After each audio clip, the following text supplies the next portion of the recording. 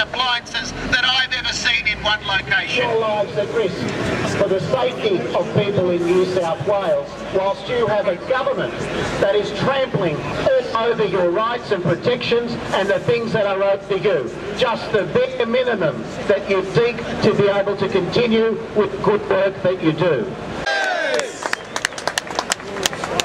As I was saying to Barry O'Farrell, to be criticising you, to have the principle and the guts to take the action that you are taking now, shows just how far removed he is from the reality of working people in this state.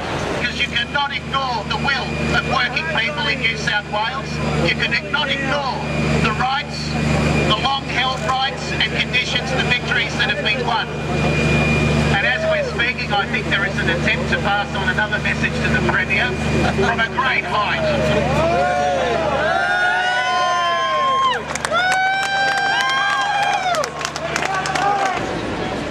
But the big issues are still there. Cuts to payments, cuts to medical payments, loss of nervous shock claim, loss of the right to take your permanent impairment, you're under 10%, to the Workers' Compensation Commission. You know the story. Loss of legal rights. This is an outrage. The government needs to listen to its workforce. And for the first time in history of New South Wales, and certainly since 1956, we've got the full general strike of firefighters in New South Wales.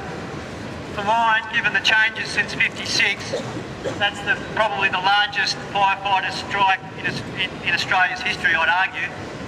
Today we have hundreds and hundreds of firefighters all on strike here in Parliament House, and we've got dozens and dozens of fire trucks all across Sydney.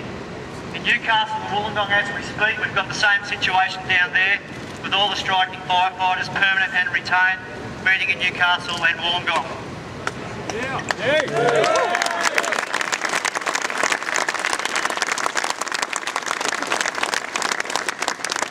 What that means is that Barry O'Farrell, the Liberal government, and supported by the Shooters and Fishers and the Christian Democrats, have essentially caused a fire crisis in New South Wales for the first time in its history, and certainly more than any other government we've seen in our living memory.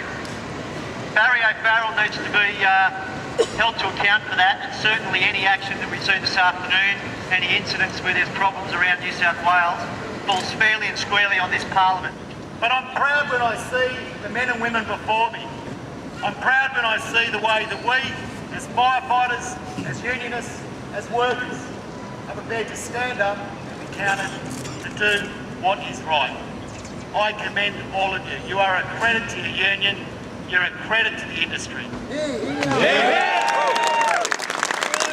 The FBU records our disgust at the deeply backward workers' compensation laws introduced by the O'Farrell government, notes that an amendment is currently before the Upper House which at least redresses the inconsistency of cover for firefighters, and authorises the State Committee of Management to determine if the oncoming shift at 1800 tonight be called out for more action. All those in favour, raise your hand and say aye. Aye! Against? Abstentions? I declare that carried unanimously. I've one last thing to say. The crews from number 19 and 20 station on their way in here today passed a house fire. 20 and 20, 21 and 20. They passed a house fire, they stopped, they extinguished it, they handed on to the RFS and the aviation firefighters were there and proceeded in here to be a part of this action. I commend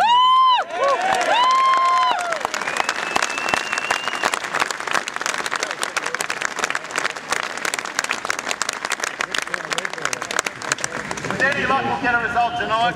If we don't, we'll be back. Thank you very much.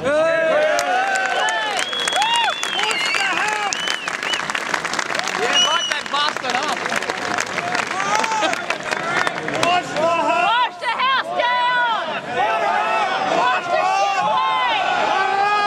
on, wash it down!